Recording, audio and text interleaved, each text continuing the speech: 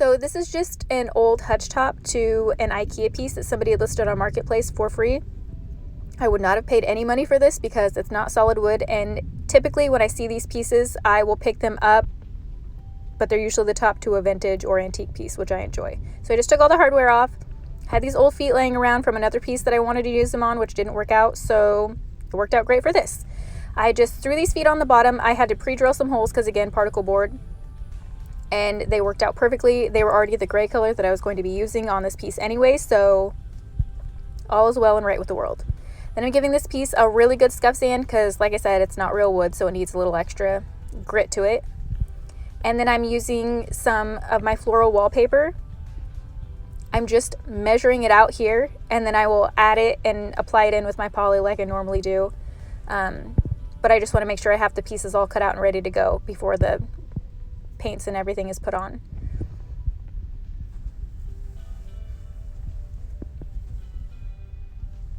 And then I'm giving the whole piece kind of a base coat in Chalk Mountain's Mellow White. And then anywhere that's not going to be fully white, like the bottom section, I'll go over with the Iron Gate, which is gray.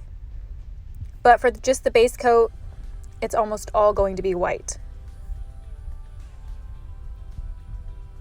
And I'm not worried about making sure my lines are super crisp or clean right now. I will go back with a detail brush on the second coat to make sure that the lines match up and there's no white on the gray or gray in the white. But for the first coat, I'm never worried about it. I'm just trying to get coverage.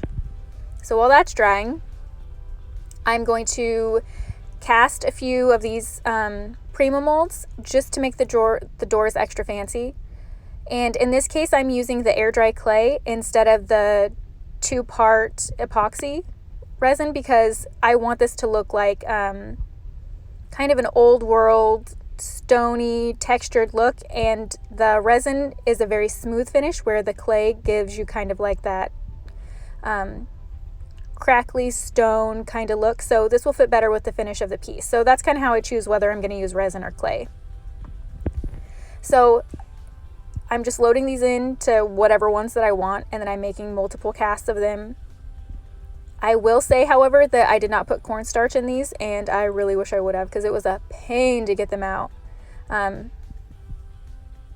used paper clay before, and I really like that stuff. It's just not quite as hard as the air dry clay, and the paper clay I feel like comes out a lot easier than the air dry clay, but you know, this worked. It looked great. I was very pleased with it. It did just take me a hot minute to get them out of the molds without, you know, destroying some of the detail. So I ended up doing the outer 4 corners, a little fans on those, and then also on the handles where the knobs go, I put like a backer plate kind of in there. This is what I'm talking about. It took forever. I will say it was really nice doing it on the glass doors though, because that was an easy cleanup later. And this mold here isn't a Prima mold. It is just like a random Amazon one. And it was actually a bit easier to get it out because it's much more flimsy and it just came out easier. And then so here, since I know I'm putting the knob there, I pushed the knob down so I could see exactly how large the circumference would be. And then I cut out the center to make sure that it would fit later after it had dried.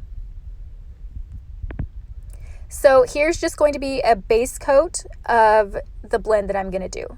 This blend is so good for beginners because while the first coat doesn't terribly matter, the second coat almost doesn't either because of the finish that we're going to do.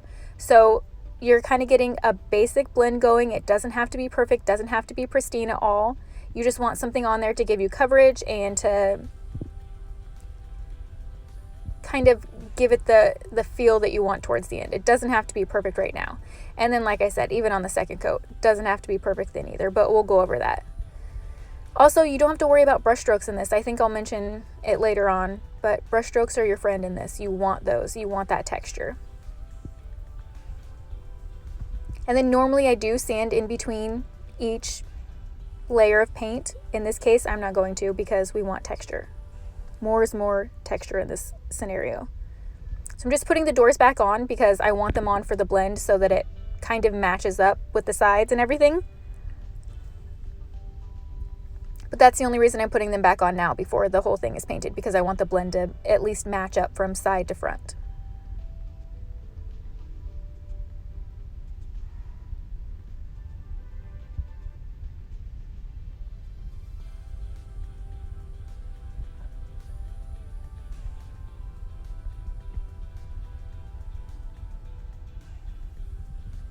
And here we're going for round 2, and you'll kind of see here, I go every which way with the brush. I'm not worried about it. I'm just getting the second coat on. And I'm doing it heavier white, so the very base of it will be dark, but the top and the whole middle section will all be pretty light, because I want this to be kind of like a light, airy feeling piece. But I still wanted it to have like the fun blended aspect without, I don't like a ton of bright colors. So I almost always stick to whites, blacks, grays, even some blues. But I'm pretty consistent in my lack of color.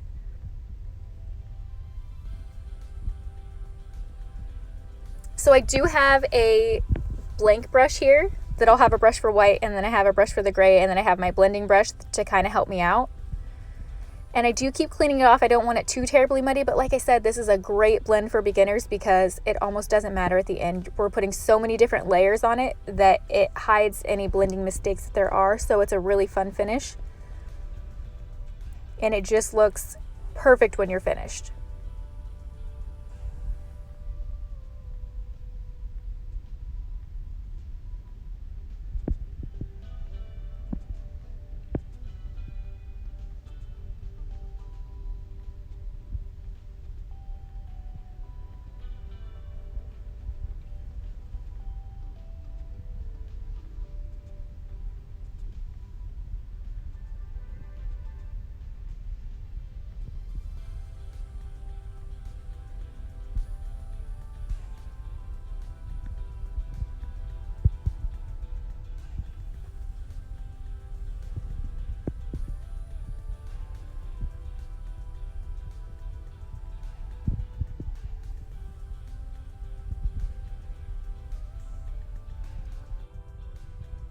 Okay, so now for the extra fun part. This is where you get to add a bit of color in without freaking myself out. So this is aquamarine, and I'm taking it very, very watered down.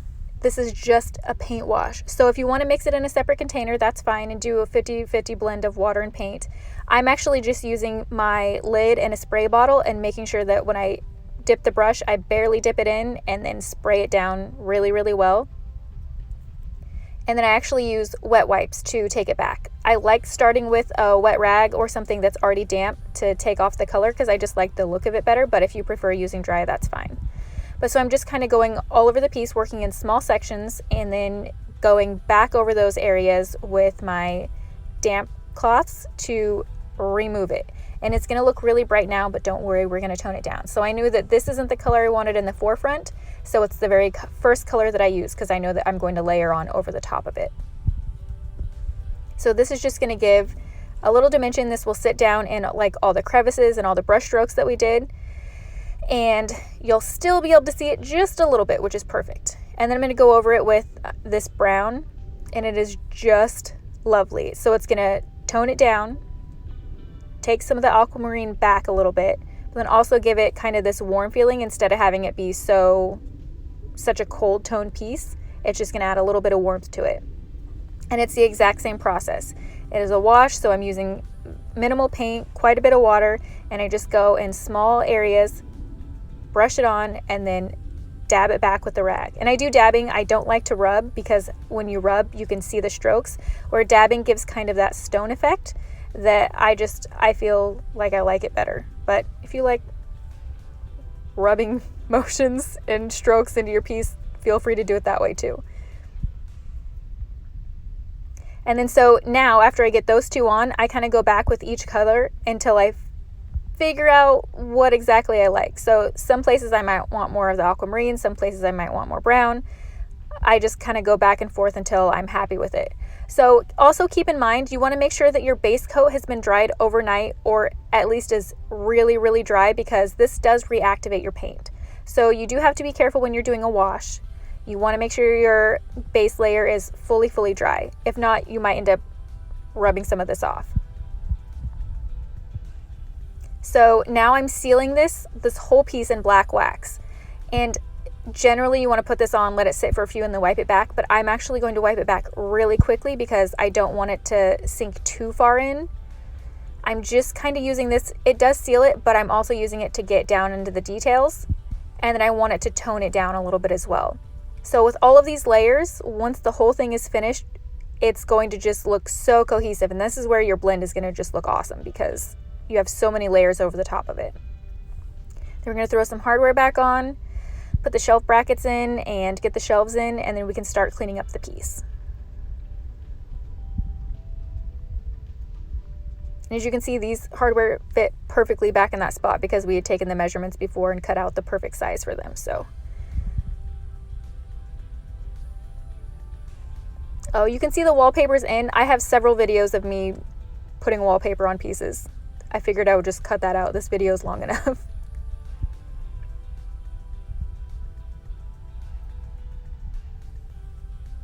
Readjusting the shelves.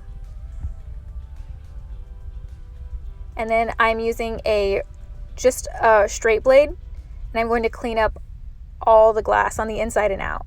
So I don't like to tape things. I feel like it's just a waste of my time, and it takes next to no time to just scrape this off with a razor blade. So I just ran around the inside of the doors and the outside of the doors, got all the paint off, wiped it down, and then I'm pretty sure I used method cleaner to actually clean the glass with. But this also, you can see that right there, that also took off the residual clay that I had on when I was casting the molds. Yeah, it just comes right off. It's super easy.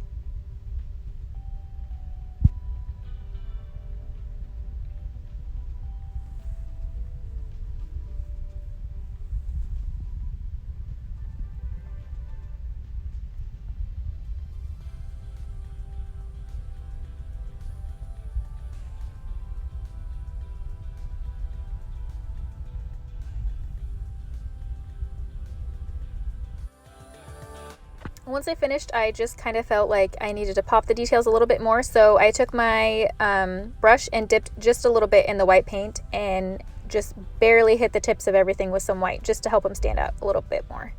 So this is the finished piece. I hope you guys enjoyed this. I hope you learned something. Also, this piece sold in record time for $125, so not bad for a free flip. That's going to go into the house fund. Thank you so much for following along. Please subscribe, and I'll see you guys next week.